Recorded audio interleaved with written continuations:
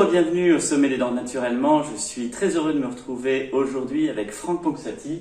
Bonjour Franck. Bonjour Loïc. Donc tu es chirurgien dentiste et tu as une spécialité, on va dire. C'est pas une spécialité médicale, mais une spécialité, si on peut dire médicale. Médicale. Si, une spécialité médicale. Exactement. Tu travailles en fait en médecine traditionnelle chinoise. Tu es un des rares dentistes à travailler avec cette médecine-là, spécifiquement en fait en odontologie. Et en fait, on va aller voir ensemble ce que peut apporter la médecine chinoise à la compréhension de nos problématiques dentaires ou au niveau des gencives, etc. Mais peut-être avant, est-ce que tu peux nous raconter rapidement ton histoire, ce qui toi t'a amené en fait à la médecine traditionnelle chinoise? Alors effectivement, je suis chirurgien dentiste omnipraticien dans un petit village près de Perpignan. Et ma vie personnelle m'a amené à aller chercher un petit peu une vision plus globale de la chirurgie dentaire. Et je me suis rapproché de médecine naturelle, etc. Et j'ai eu un coup de foudre pour la médecine traditionnelle chinoise. Je me suis inscrit à l'académie de Madame Wang de Feng à Toulouse, et j'ai fait mes 5 ans d'études de médecine traditionnelle chinoise. Et c'est une passion pour moi, et je l'ai apporté, en plus du dogme de la médecine occidentale, j'ai apporté le dogme de la médecine traditionnelle chinoise dans mon cabinet, et je fais les liens entre les deux. En fait, aujourd'hui, je suis à la fois la médecine occidentale et la dentisterie comme on la connaît classique, mais aussi la médecine classique chinoise. Alors, ce qu'il faut peut-être préciser pour commencer, c'est que la médecine chinoise, elle parle pas beaucoup des dents.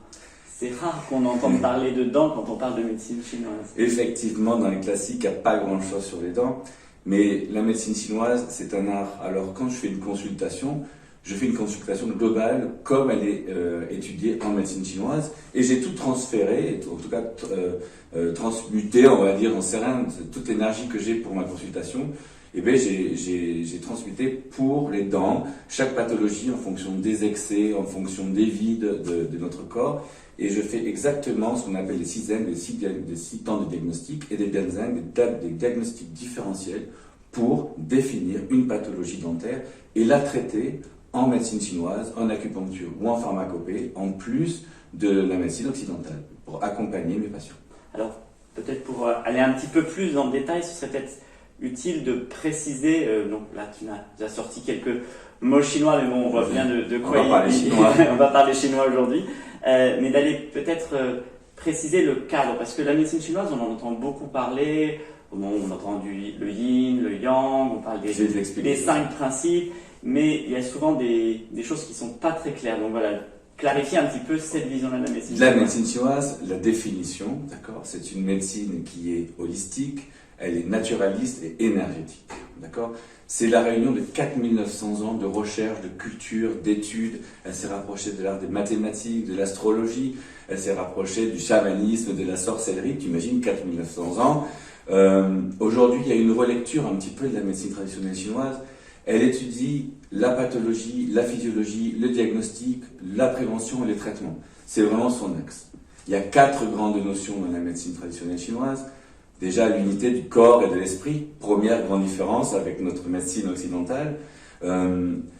Toute forme humaine est la réunion du yin, du yang, du qi. C'est la semence du père et de la mère, et de là se crée la forme et l'esprit. La forme, c'est la loge de l'esprit, et l'esprit est le maître de la forme. Tu imagines que toutes les émotions ont vraiment un rôle important à jouer dans la physiologie du corps. Je pense qu'on y reviendra. C'est ça. Et cette unité entre le corps et l'esprit, c'est la garantie fondamentale de l'existence. Tu vois.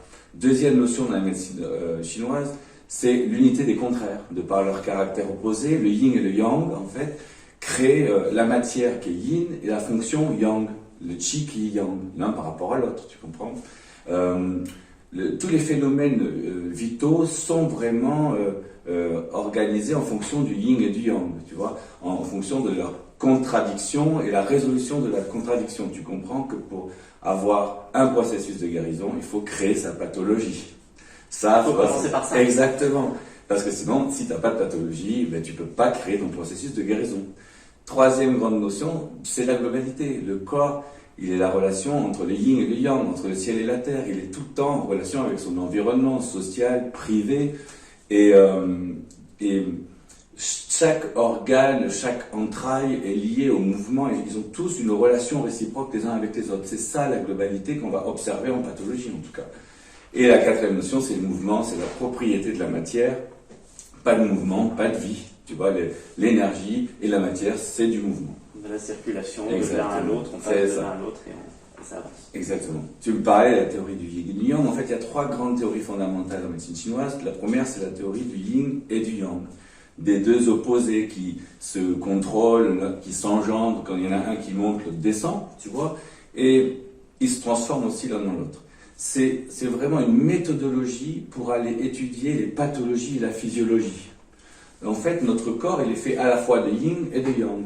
Il y a une énergie nourricière yin pour la matière et une énergie yang qui est plus une énergie défensive, tu comprends?